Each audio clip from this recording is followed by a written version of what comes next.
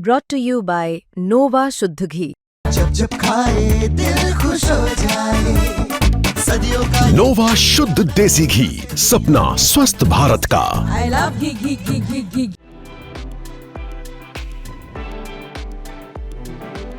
नमस्कार, मैं हूं आपका दोस्त विजय विद्रोही और आप देख रहे हैं हमारा खास कार्यक्रम विजय फैक्टर।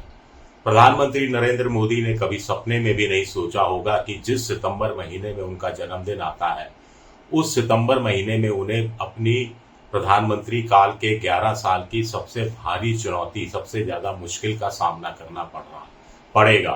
कुल मिलाकर बहुत समय बाद, या यूं कहा जाए कि 11 साल में पहला मौका है जब कोई नारा चिपकता हुआ प्रतीत हो रहा है। वोट चोर गद्दी छोड़ नेपाल में भी लगाया जाने लगा है और इसके अलग अलग रूप सामने आ रहे हैं। पुष्कर सिंह धामी, उत्तराखंड के मुख्यमंत्री, पेपर लीक के मामले में उन पर आरोप लगते हैं, वो नकल जिहाद वाली बात कहने लगते हैं, तो जनरेशन जी के बच्चे सड़कों पर उतर आते हैं और क्या नारा लगाते हैं, पेपर चोर गद्दी छोड़।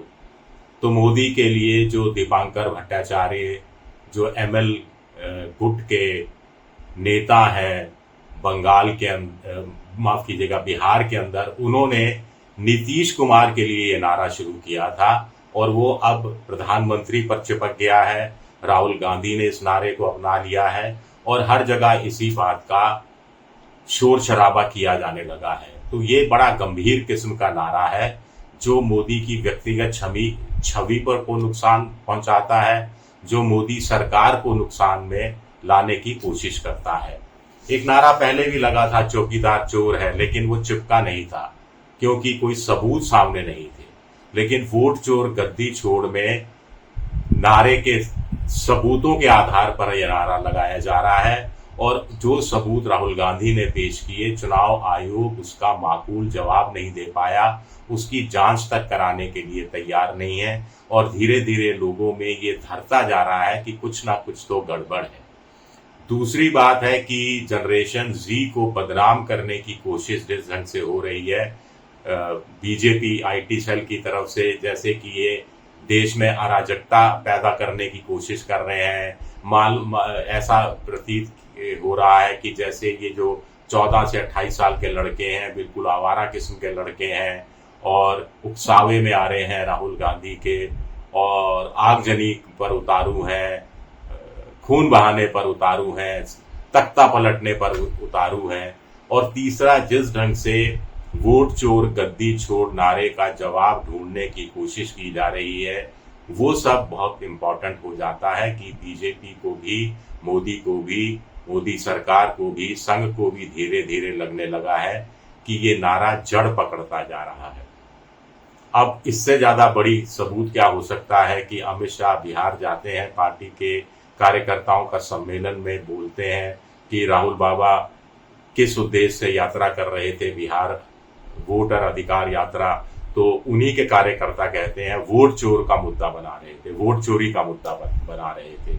जबकि अमित शाह बताने की कोशिश कर रहे थे कि घुसपैठिया बड़ा मुद्दा है और घुसपैठियों का वोट बचाने के लिए राहुल गांधी वोटर अधिकार यात्रा निकाल रहे हैं, लेकिन ये कार्यकर्ताओं के गले भी नहीं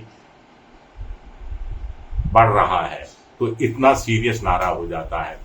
एक नारा राहुल गांधी ने 2014-15 में ही लगा दिया था, लेकिन तब प्रधानमंत्री तुरंत संभल गए थे, सूट बूट की सरकार। वो एक व्यक्तिगत किस्म का नारा था कि इतने महंगा कोट पहनते हैं, कोट में उनका नाम लिखा हुआ है। मोदी जी समझ गए कि सूट बूट की सरकार उस शख्स पर बिल्कुल लागू नहीं हो पाएगी जो शख्स कहता रहा कि कुर्ते की कोहनी फट जाती थी तो कैंची से कुर्ता फाड़ दिया करते थे और आधी बाह का कुर्ता पहना करते थे।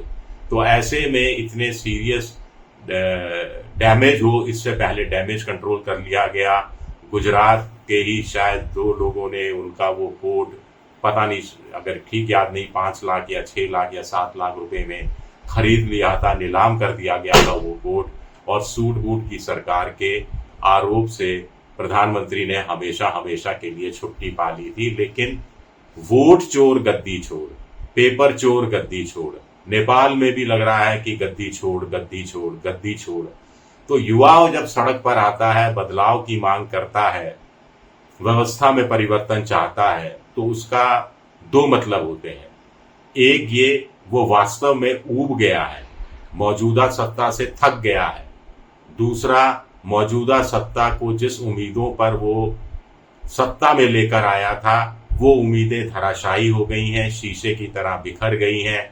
और तीसरा, मौजूदा सरकार, जो भी सत्तारूढ़ पार्टी है, वो जनता की उम्मीदों पर, उनकी आशाओं पर, उनकी आकांक्षाओं पर खरी नहीं उतरी है। 11वें साल में या 12वें साल में प्रधानमंत्री पर इस तरह का आरोप लगना बहुत गंभीर बात है। अब आप कहेंगे कि मोदी जी तो मस्त हैं, उनको तो ज्यादा फर्क नहीं पड़ रहा, वो तो जीएसटी की कीमतें घटा दी 8 साल बाद, इसी को जश्न में, उत्सव के रूप में मनाने में लगे हैं। ट्रंप के साथ गंभीर दौर की वार्ता चल रही है। ऐसे वक्त में वो, जैसा आरोप लगाया जा रहा है कि यूएनजीए की बैठक में भाग लेने नहीं जाते हैं। बिहार में वो आज ही उन्होंने महिलाओं को, 75 लाख महिलाओं को 10-10 हजार रुपये उनके खातों में डालने की बात कही है। इसको कुछ लोग रिश्वतखोरी, कुछ लोग सीधा रेवड़ी बांटना कह रहे हैं।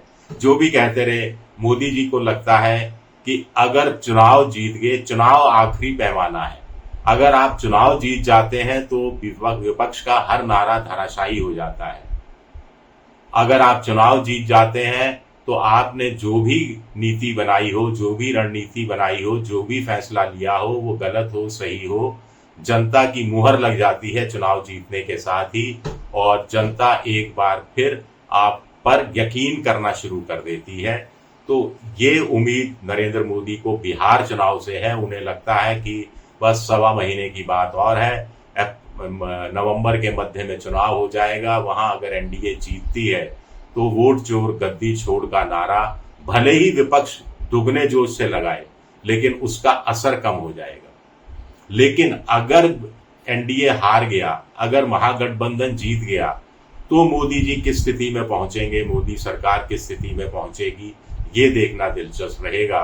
क्योंकि पहली बार मोदी जी पर जो संकट आया है, वो संघ की तरफ से खड़ा किया गया संकट नहीं है, वो पार्टी के अंदर के वरिष्ठ मंत्रियों, वरिष्ठ नेताओं की तरफ से खड़ा किया गया संकट नहीं है। वो एक तरह से विपक्ष की तरफ से भी खड़ा किया गया संकट नहीं है। वो एक तरह से हम तो ये भी कहेंगे कि राहुल गांधी की तरफ से खड़ा किया गया संकट नहीं है। ये जनता सड़कों पर उतरी है। 14 से 28 साल का युवा सड़क पर उतरा है, घर के बुजुर्गों के आशीर्वाद से सड़क पर उतरा है। और जब जनता सड़क पर उतरती है, जिसका कोई नेता नहीं होता, उस भीड़ का मुकाबला आप कैसे करेंगे? ये भीड़ अगर वोट में तब्दील हुआ तो बड़ी बड़ी हमने आंधियों में बड़े बड़े बरगद के पेड़ भी उगड़ते देखे हैं। इस बात से भी कोई इनकार नहीं करेगा। खैर, देखते हैं मोदी जी इसका क्या तोड़ निकालते हैं। फिलहाल तो वोट चोर गद्दी छोड़ का नारा क्या वाकई में गद्दी छुड़वा देगा? दिलचस्प सवाल है। शुक्रिया मेरा वीडियो देखने के लिए, बहुत बहुत शुक्रिया।